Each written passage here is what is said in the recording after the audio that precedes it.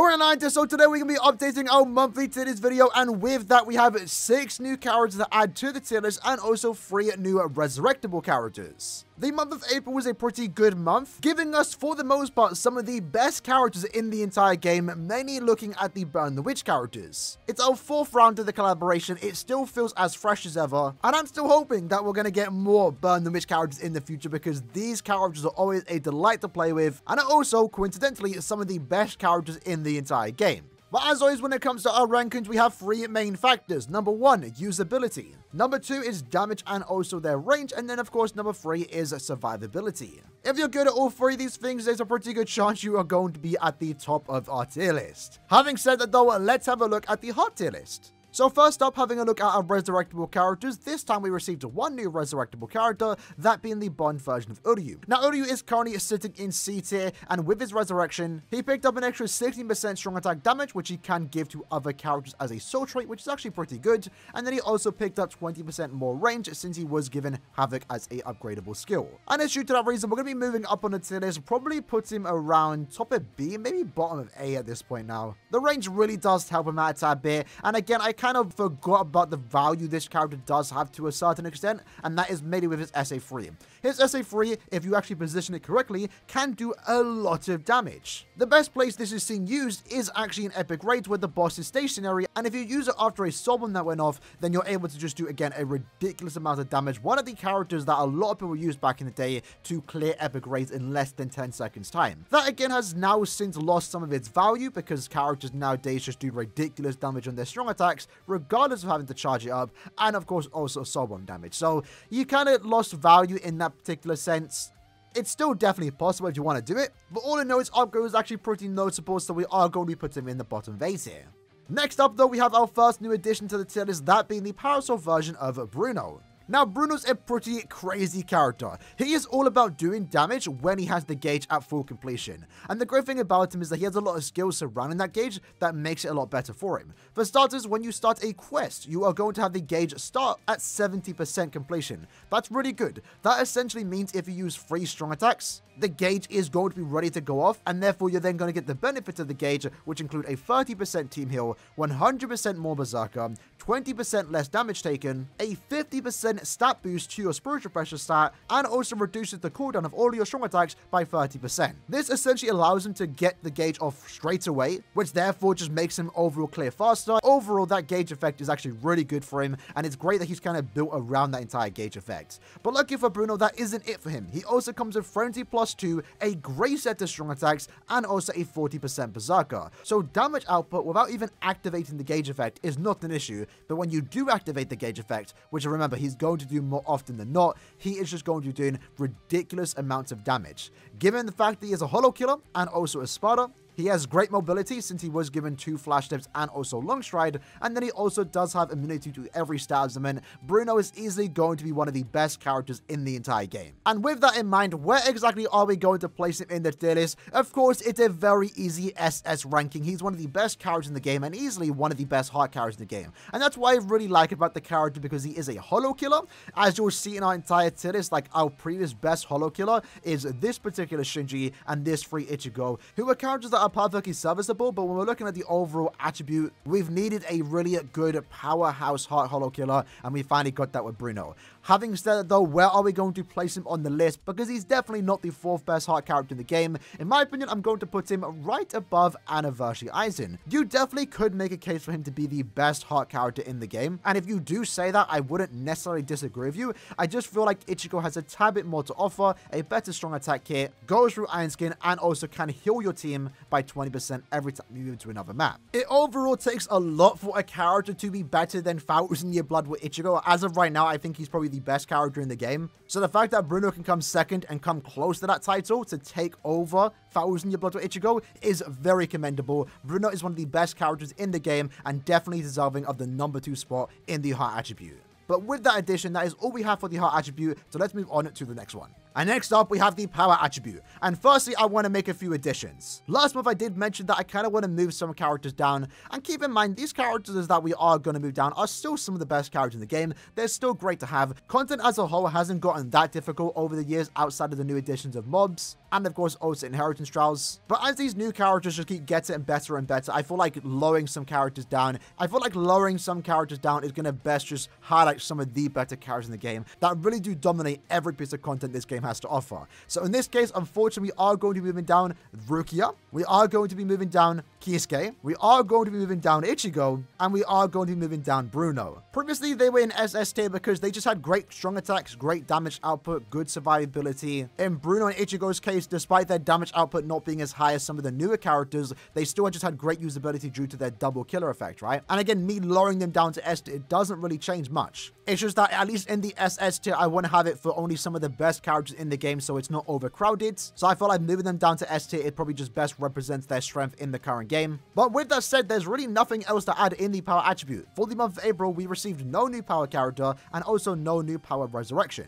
Of course, your 3 best power characters are still going to be Yamamoto for his crazy damage output, good survivability, and also crazy guild quest nuking potential. Kenny for basically being a Kenpachi. Man hits like a truck, great in guild quest, great in any piece of content, and Sengo's Mairi, good damage output, good survivability, unique, interesting SA3, and a massive powerful nuke with his soul bomb. Next up though, we have the Mind Tilis, and boy am I excited for this new addition. Before we get to that though, let's talk about the new resurrection, that being the TLA Bond version of Ichigo. Now, Ichigo unfortunately didn't get that much of an upgrade in terms of his damage output and how you actually play him. For the most part, the only damage increase he got was from the soul trait, which now is 25% normal attack damage and also 16% more damage at full stamina. Very powerful soul trait, one of the best in the entire game, and I'm very happy about that. The 2 skills he did pick up though was an increase in how much coins, crystals, and jewels you do get. And that's really good. It overall adds more usability to him to a certain extent. Not like you would really use him, but you would throw him onto your team just to get the extra coins and also crystals/jewels. And the great thing about this too is that the Kisuke quest actually got an upgrade, so now the quest itself drops crystals and also jewels, no longer are they separate. So in a way, it adds more value to this character existing in your account.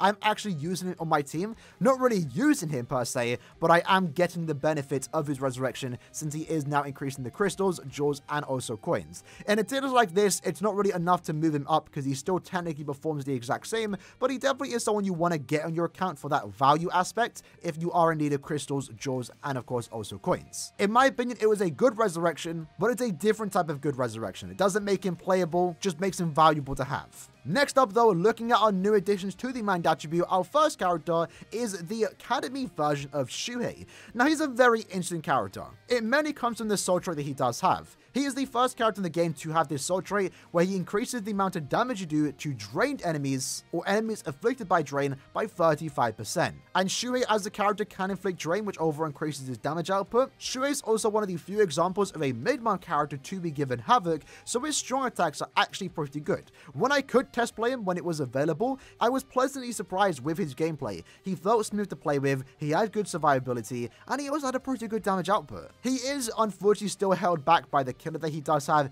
It's not really that good, and in a way he was almost designed just to be a link for the character that released 2 weeks later. Having said that though, I still think he's a pretty solid character, and I guess I'm gonna add him right around here, probably maybe just above Noel, maybe below Noel. Probably gonna go with that. He's surprisingly a good character. He's a character you're probably not going to really ever use, but if you are a Shuhei fan and you want to get some value out of him, you might be surprised by his gameplay. He's actually really smooth to play around with. The only bad thing about him, again, it really is the killer that kind of holds him down. If he had a better killer, a more relevant one like Soriba, Hollow, Aranka, or No Affiliation, he probably would have been higher on the list. But as I mentioned, the main thing about Shuhei was the soul trait. And a new character came out 2 weeks later that really benefits from that soul trait, that being Baogo and also Osushi.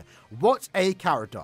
Now, for starters, they are a farming character, right? So you want to use them in IT, you want to use them in IZ, you want to use them in epic raids. They increase the amount of link slots, super link slots, and also droplets you do get. But disregarding that, this is a character that is really, really good and has desperately been needed for the Mind attribute, which as you can see right now, is kind of lacking. In Baogo and Osushi's case, they are a character that can inflict drain and also weakening on every single attack. That's a very powerful combination because it allows you to do more damage. It allows you to take less damage from the enemies as they'll only be dealing 1 damage to you. But at the same time, it also allows you to easily get back up to full stamina, which is great because it allows them to be a safe type of character. And this is important because this character is kind of built around inflicting stat ailments. Because when they do inflict a stat ailment, they get an 80% stat boost to their spiritual pressure stat in combination with 40% berserker and frenzy +1. Damage output is actually really good here. But then it gets even better because they do have an increased chance to inflict stat ailments against any hearts enemy. So essentially, when you're playing with this character, almost every strong attack you do is going to be inflicting a stat ailment. So therefore you're doing more damage, you're healing yourself back up to full stamina, you're constantly getting the SP boost, and in the case of inheritance trials, you're allowed to go for it even faster because you're basically negating the effect of the Iron Skin every single attack. The strong attacks Balgo and Atsushi do have are really good: an AoE in front of him, SA1, a pushback SA2, and of course a full screen SA3. With Havoc in all of their attacks, and also Bombardment, so therefore they're actually able to be used in Guild Quest as a Guild Quest nuker. Overall, you just have a very powerful and solid mind character, one of the best in the entire game, and super fun to play around with. And of course, because of those reasons, we are easily going to put Balgo and Atsushi in SS tier. They are quite frankly an amazing character to play with, especially considering that they're a farming character. Like, their damage output, their survivability, and usability is absolutely insane. They also do come with 2 killers, that being Human and also Quincy, which really aren't the most ideal ones, but you know what, I actually really like it. They are enemies we do see quite often in IHC. As of right now, for example, there are Quincy enemies, so the killers really aren't a problem for him. But even though most will agree he is an SS tier character, where exactly are we going to put him on this particular list? As of right now, I'm going to put him second. As a character, I feel like Ichigo maybe has a tad bit more to offer in terms of the fact that you can use him in 4 different guild quests. And if you're someone that really doesn't care about guild quests, then Balgo is instantly the best main character, no debate. In terms of playability, I prefer Balgo over Ichigo. Ichigo's SA1, while he is still a great character, I'm not the biggest fan of it. It is a killer for me. I don't like it. So any day of the week, I am going to prefer Balgo over Ichigo. But that doesn't make Ichigo, of course, a bad character. He's still an SS tier character, and it's due to his guild quest potential that I am going to put Ichigo still as number 1. But as already mentioned, and maybe depending on the comments we do get from this tier list, I might put Balgo and Atsushi as number 1 in our next month's tier list. I want to see how it does play out, and if we ever do get a switch up in guild quests, as of right now, the particular 13th week of guild quests has Squad 0, Human, Quincy's, and also Stemrator enemies. If they ever split those up and therefore Balgo can be used in multiple weeks of guild quests, then maybe that might push him above Ichigo. But overall, Balgo is a great addition to the mind attribute, has been desperately needed, and in my opinion is a much more fun to play character when compared to Ichigo, which is great. But in this case, since we are including guild quest potential here,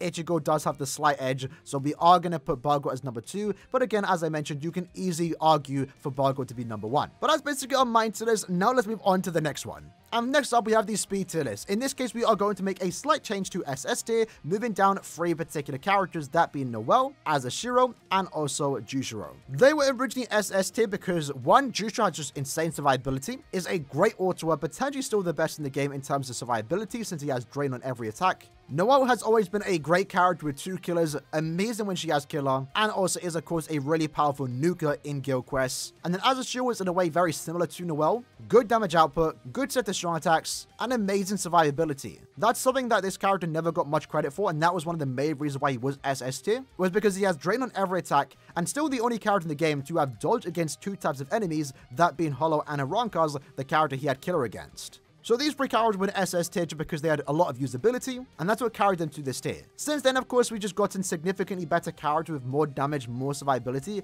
and that's why I feel like now is a good time just to lower them down to the top of S tier. But moving on, looking at our speed tiers, we have one new resurrection character to talk about, that being the Bond version of Chad. In his case, his resurrection just gave him 56% more damage on his normal attacks, which really doesn't change him that much. I guess I'm going to move him up, maybe just the bottom of A tier. You're not really going to use him outside of guild quests and brave battles, and that's really his only place in this particular game. But the damage increase definitely is notable, and I guess he's now better in guild quests, and does serve as a good booster character if you are lacking some of the more newer characters in the game, like Yuha, and also the 1000-year Blood War Chads. Looking at our new characters though, first up we have Izuru, who is unfortunately just insanely average. There's really nothing good about this character, and I'm very surprised with his particular release. Because in his banner we got a character with some good damage output, some good range, some good utility, but then in Izuru's case, he just does nothing. He can't inflict stat ailments, he doesn't have Havoc, and he doesn't even have a good damage output. He's just an insanely average character and really doesn't do much outside of the fact that his soul trait is a 30% droplet increase. To me, that's not really impressive or really noteworthy when you have a character just insanely average and boring to a certain extent that is this particular Izuru. He has cool art, but as a character, he really doesn't do much for anyone's account. He's the character you're not really going to ever use outside of that Link aspect, and I guess because of that, we're going to put him around him, maybe just above this Uryu, because they're essentially the same character despite being released years apart, unfortunately. In fact, funny enough, I think they have almost the exact same kit and damage output, so that just goes to show, like, what were they thinking with this Izuru? Insanely average, nothing super special, just going to be an A-tier character. But lucky for us, our next character is a character worth talking about, that being the Parasol version of Macy. In Macy's case, she is absolutely ridiculous. First up, let's look at her damage output, because that's the main thing about this character. She has Frenzy +2 with a 40% Berserker. That is great, but when she inflicts a stat element, she then gets an 80% stat boost to a Spiritual Pressure stat. Looking at Bargo's character, that is what we usually get. When you get the SP boost, you usually get Frenzy +1 with a 40% Berserker. It's very rare, and she's currently the second character in the game to have this, and it's insanely powerful to be given Frenzy +2 with a Berserker value and also the SP boost. It's definitely going to be the power creep for other attributes too. It's really good because what it does mean is that their damage output is great even when they don't inflict a statusman. But when you do inflict a statusman, it's just going to be even crazier. And this character realistically doesn't have that much of a problem inflicting statusments because in her case, she has a great set of strong attacks. Her SA1 has a lot of pushback. With Frenzy +2, there's a good chance it's going to inflict statusments. If it doesn't though, her SA2 basically solidifies the fact that you are going to get the SP boost, because the SA2 is the best strong attack in the entire game, a distant AoE into a tracking vortex. So it provides great damage output, great crowd control, and almost guarantees you to inflict a statusman. And that's notable because she does have a great set of statusments, in this case weakening and also paralysis. When I've been playing with this character, usually when I put that SA2 down on a bunch of bosses, they're going to get weakened, therefore they're going to take more damage, and they're also being paralyzed, so I'm going to play even safer and take basically no damage from any boss. With a very fast activated SA3 with Havoc, and also the fact that she does have weakened defense, and I kind of forgot to mention it, when you do inflict a statusman, you do 80% more damage to those enemies since she has two particular skills, 40% more damage to weakened enemies, and also 40% more damage to paralyzed enemies. So when you do inflict a statusman, not only are you getting more damage from your SP boost, you're also getting more damage from the fact that you're doing more damage to those enemies affected by statusmans. Macy's damage output with her strong attack kit is just absolutely insane. Technically, the only bad thing about her is that she doesn't actually have any type of survivability to a certain extent. She has no way to stay at full stamina, she has no way to heal herself, she has no immunities too. But in her case, because of her damage output just being so ridiculously high, it really doesn't matter. And it's due to that reason we are going to easily put her in SS tier. And in this case, we are going to put her as the new best speed character in the game because she can also double off as a pretty powerful nuker, at least in guild quests. Since she has weakened defense, the SP boost, weakening on her soul bomb, and also 80% more damage to enemies affected by her ailments. Even though she wasn't given bombardment, you can use her to nuke in guild quests, and since she has 2 killers, that being no affiliation and also squad 0, you can use it in 2 extended guild quests. Speed has been really good over the last year. These 4 additions to the game have been amazing for this attribute, and for the most part, they've all been great in different parts of the game. You know, Tensor right here is the best for inheritance trials. Uryu just has great survivability, great damage output, and I think for normal PvE content, Aaroniero is the worst of the 3. Still great, don't get me wrong, but he was always number 1 compared to these 2 because he had Sharpshooter, and of course was also better in guild quests, right?